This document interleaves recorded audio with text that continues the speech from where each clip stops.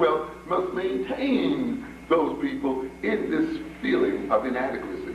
Therefore, feeling inadequate about yourself is a large source of money for whites. And therefore, they will never let you out. I don't care how many songs you sing and how much you say black is beautiful. Until you know it and act it within yourself, it's going to be utilized.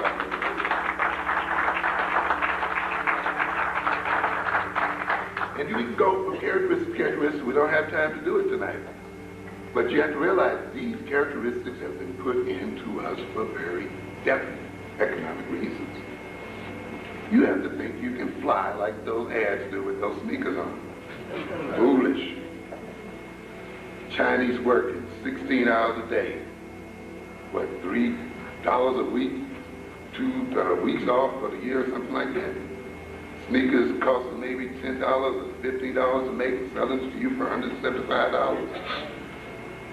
And you're so foolish you'll go out and kill somebody to snatch them up with other people's feet. It's an amazing situation. You have to be out of your mind to go for that. We have a lack of understanding of the relationship between wealth and power and government. Government is about money.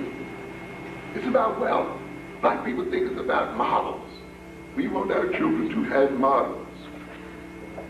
No, you want those politicians to shoot that money in your direction. It's not just, what good is Dinkins being elected to an unemployed man? Is he supposed to feel less hungry because Lincoln was elected? Or Wilder was elected down there in Virginia? That didn't change my employment situation one whit. And it didn't change the employment situation, but maybe of a handful of blacks who may get a few jobs as tokens. But what does it really mean in the deepest sense of the word? So what do we get? We elect people so that we can get what we call vicarious pleasure out of their being elected. No, other people elect people so they can raid the treasury, ladies and gentlemen. That's what the deal is about. We elect people because they say, we're going to get you more housing, we're going to get you more welfare, we're going to get... No, get the money, bring the money. How about the house?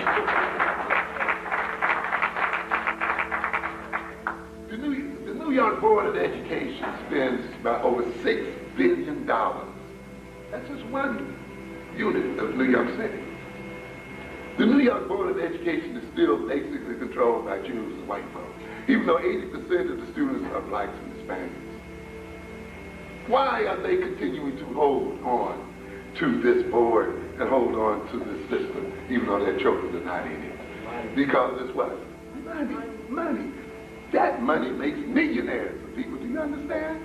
They feed their teachers, who are the majority of the system. They feed the construction industry.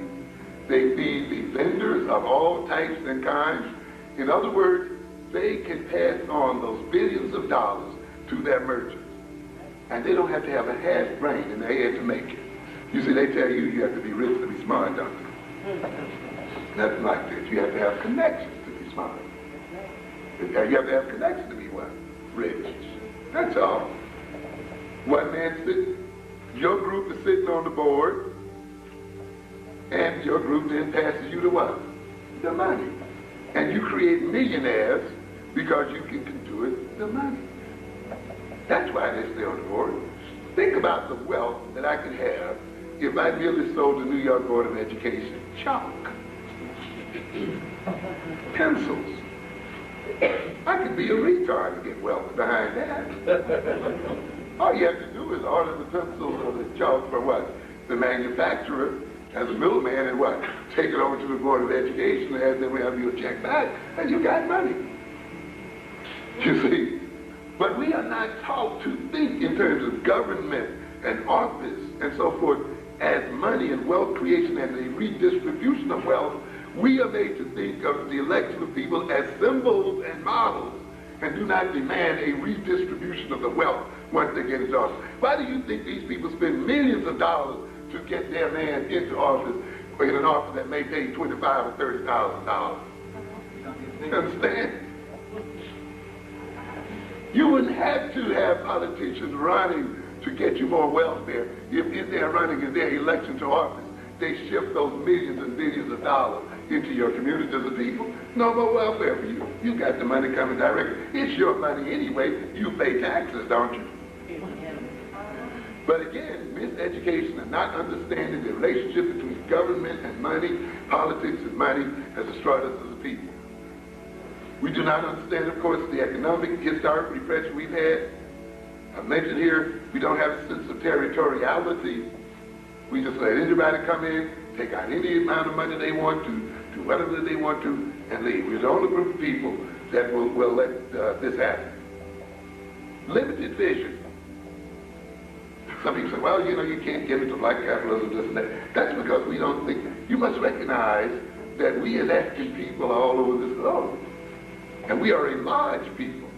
When you think of African economics, you must not only think of economics within the United States, you must think of African economics as a global system and developing a global African economic system.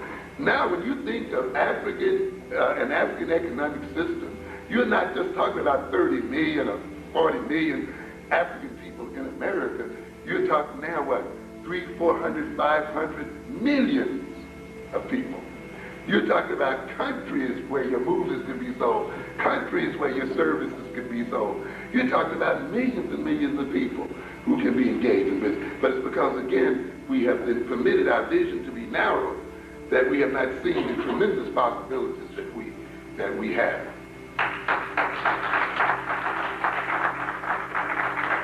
Oh, we don't have time. This is too bad. There's too much to talk about. I wanted to mention, and I'll just do the outline here.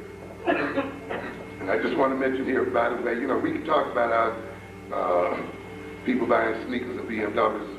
I want to indicate, of course, that the black middle class is no better than the drug dealers on a certain level either. Both are consuming symbols, objects.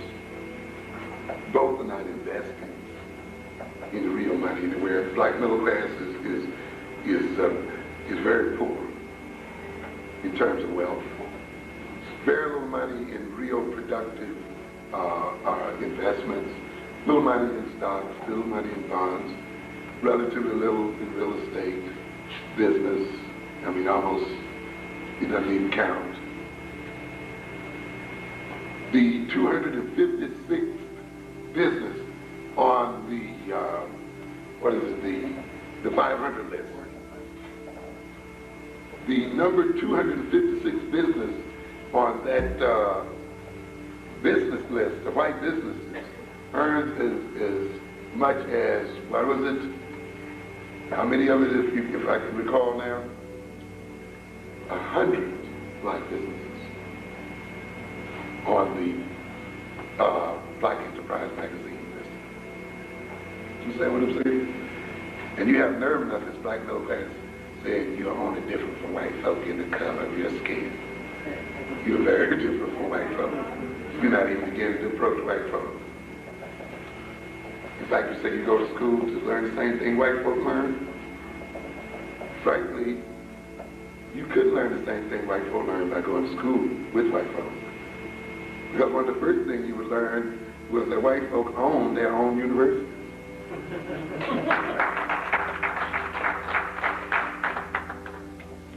There's no animal like this black middle class animal. And he acts like white folk. He thinks because he dressed like white folk, he's like white folk, he acts like white folk.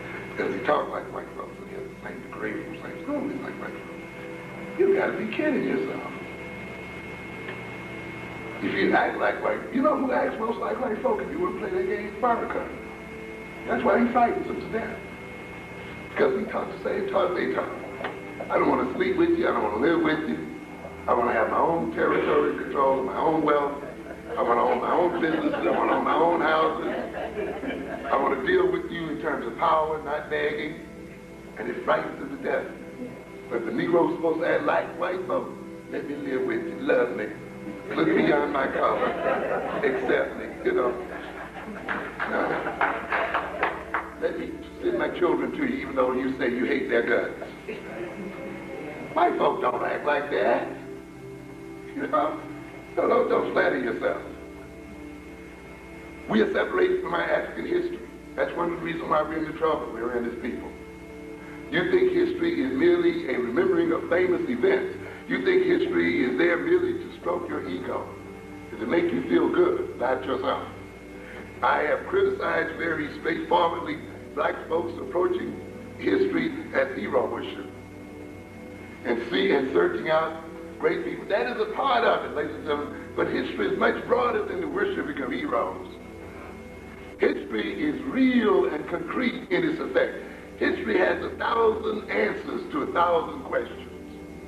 You must not only ask history about what great heroes you've had. You must ask history about how do I solve this problem? How do I deal with this issue in my life? What methods and techniques have we used to cope with this issue, this situation? When you study, for instance, the history of the African family, you'll recognize that there was no such thing as the African family. There were a variety of African families, and African families evolved.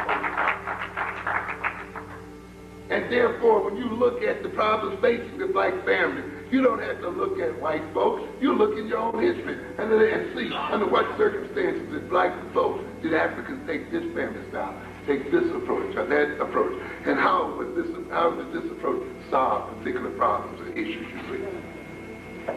Why is it that we buy the idea that the father is the only one who can raise a boy into manhood? We bought that from Europeans. Now what a trap we're in when you buy the idea that the father, the biological father, is the only one who can raise a boy appropriately to manhood. Then you have a system that splits the biological father off from the family. Now you're faced with a problem, aren't you? But then if you look back into your own anthropological history, you will see one of the ways we raised boys to manhood was not through the efforts of the single biological father, right? But the rearing of the boy into manhood was the responsibility of all male adults. Therefore, our families do not necessarily have to be crippled by an absent father if we look appropriately at our own history as people.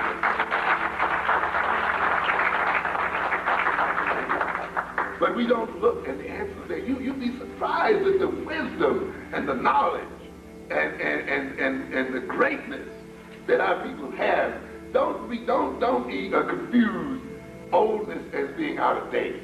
Don't confuse the idea of primitive as being less than what is new. European ideology and philosophy is regressive. It is backwards and destructive.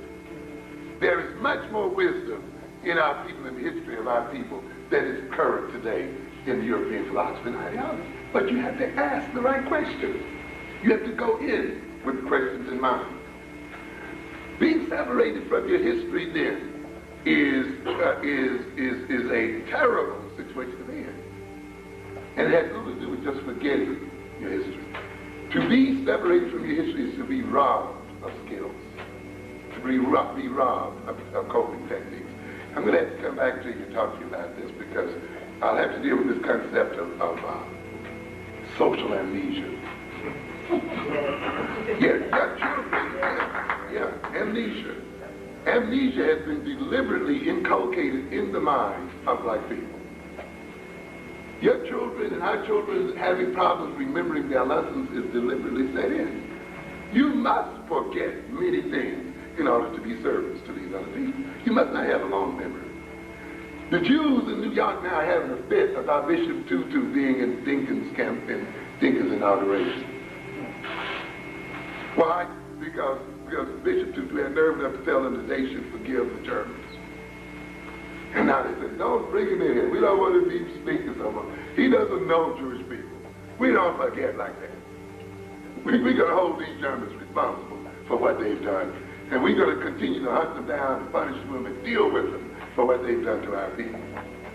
In fact, you Bible reading Negroes misread history altogether and misread the Bible so severely. If you really believed in that Old Testament, if you really read it correctly, you'd be tearing up this nation. If you let somebody chip you into this business, now the Lord will take care of it. No way. No, sir. Reread reread that Old Testament again. All right? Reread Moses' killing of 3,000 people. And figure out why he had to kill 3,000 people at the bottom of that mountain. You remember that? No, because you know in your little Sunday school they just talk about the law. They skipped over that part, right? The Bible is a whole lesson in statecraft, a whole lesson in intelligence gathering, war, and the whole. I mean, this is why these people who are less than 3% of the U.S. population literally run this country. Because of that Old Testament, because the Old Testament teaches them all the kind of technology there is in the world, because you see it all there. Moses comes down, and why does he go up on the mountain? He goes up on the mountain because apparently these people are not even Jews in the religious sense of the word yet. Otherwise, he wouldn't have any need to go up on the mountain to do what? Yeah, to get the laws and the rules. Apparently they're in great disorder, aren't they? They're fighting among themselves. They're having terrific problems, but they got to survive among their enemies. Moses then has got to go up on that mountain and come down with a unified system of values and orientation and to lay on these people because he knows they cannot survive among their enemies if they do not have this unity. And he goes up and brings the rules down. And then he sees them partying and living it up and carrying on, making gold calves and all the other stuff, worshiping the other people's gods. They're still worshiping Egyptian gods, by the way. The golden calf is an Egyptian god, right? And what does he tell them? All of you who believe and go with me, what? Step up here. And those of you who don't, what? Stand there. And then what does he do to those who stood there? Out. Slain on the spot. Why? Because we can't survive with division among ourselves. I'm in these places here. And you read and misread. You don't read the Bible, you read into the Bible.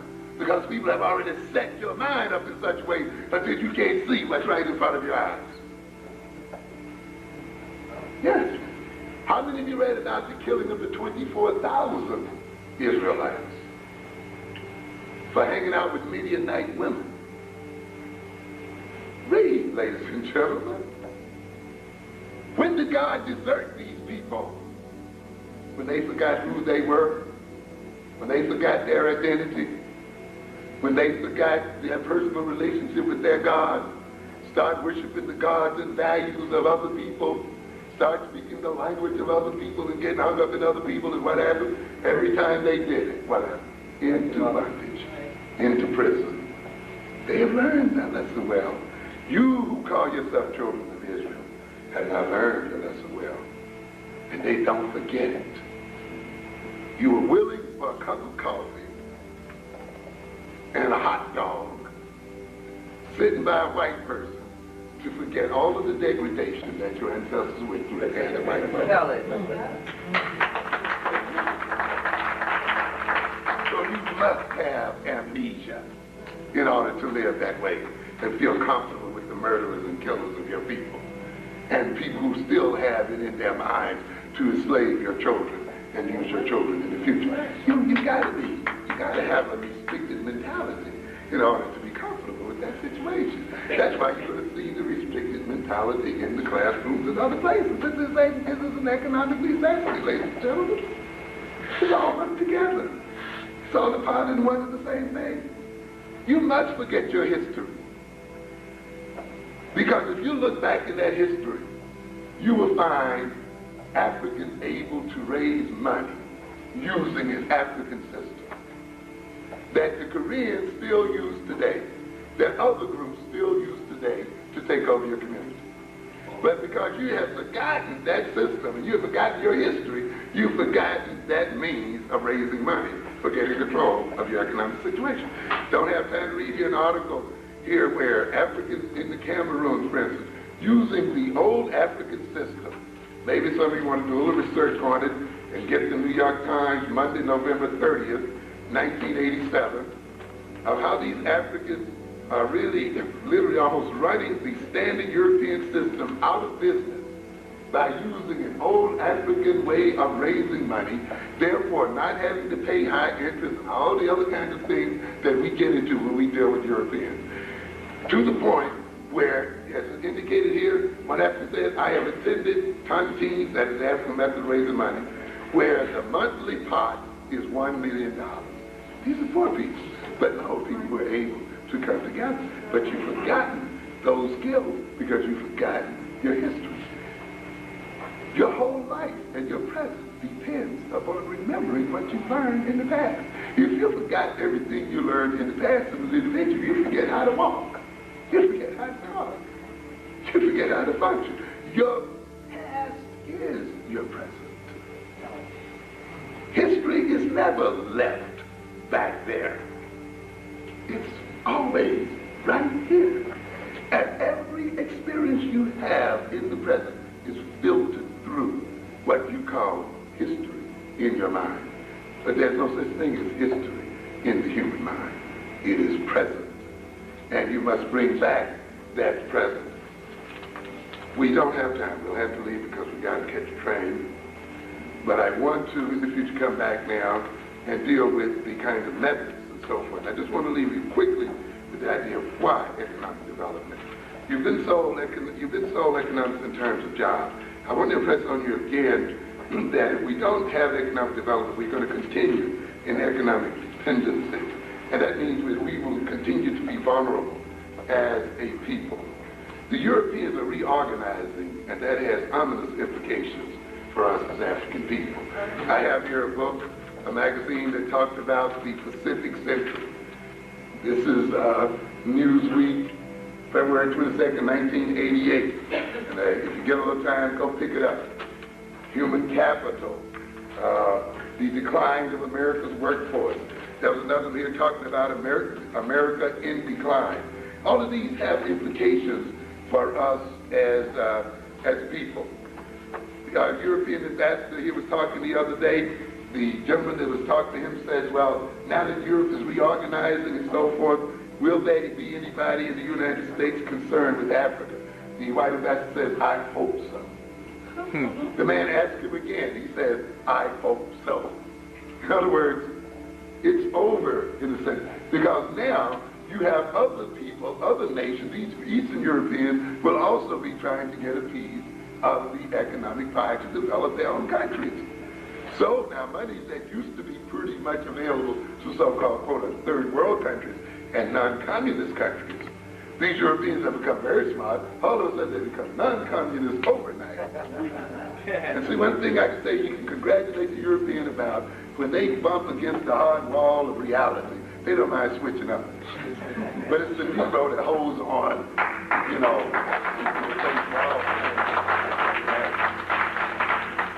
And now these sudden non-capitalist people will be out here getting the European bucks and dollars that the Africans used to have a bit of access to. And the issue is now, where is that going to leave Africa as a nation? And where these Europeans are talking about locking the United States out of their market to a greater degree as possible. Well, you know what that means then for black people in the United States. We are going to be the first to suffer and suffer the most. Understand? These people do not intend to give this economic control to the Japanese. They are now reorganizing themselves against the Japanese as a people. And I often ask the question, are we then to get from under the European heel only to fall under the Asian ones? And these Asians, despite the fact that they are non-white, are not going to treat you any better than the white folk have treated you. So you have to get off of this bag about, well, they're not white folk, you know, we have. No way. You must understand what is going on. You have to understand the relationship between economics and political influence. There is no real political influence without economic power. You have to understand that. Nkrumah finally understood that. He thought that by getting Africans elected in the heads of nations, that Africans would really have power. He learned ultimately, though, that the Europeans still had the real power in African countries because they had the African economic system under their control. The election of black people to office is not, however, it is ultimately the use and development of money and economics that represents power for us as people. Otherwise, the Jews, who represent less than 3% of this population, could not outweigh black people who represent about 15% of the same population. Your votes are not the ultimate statement of power. The ultimate statement of power is money, wealth, and economic control. You must understand then that you're not going to gain any respect for people through buying from them. How foolish you must look, buying and feeding Koreans and everyone else while your own children must starve. You can spend as much money as you want. The ultimate thing too is about economics and science. You must understand economics is about life. The AIDS virus has been released on you. Other viruses are getting ready to be released on you. The new kind of warfare will not be warfare with bombs, will not be warfare with laser weapons, but will be silent warfare where you'll be killed in your beds. You must understand that. Where the disease will just eat you up and eat your life. Your crops will be diseased. Your wealth will be changed and focused to the advantage of another people. You understand what I'm saying? That means that the new warfare has to be fought in terms of intellect and economics. It means then that germ warfare is fought this way. You release the germ. The population upon whom the germ is released must have the intellectual talent and the institutions to develop vaccines and other medicines to defeat the germs. Or else they're going in. You understand? Which means then that if you do not have the universities, if you do not have the medical research institutions, if you do not have the hospital systems, if you do not have the distribution systems, you're going to die as a result of germ warfare. But it means, though, if you're going to have the institutions, you must have the economic system to support the institution. That's why you must ask yourself when you're teaching your children, knowledge for what? It is not enough even for children to be Afrocentric or even for children to have scientific knowledge and skills and that alone. They must also have institutions owned and run by their own people for their own purposes to work here. Or else they will be Afrocentric and work for the enemy against themselves as people.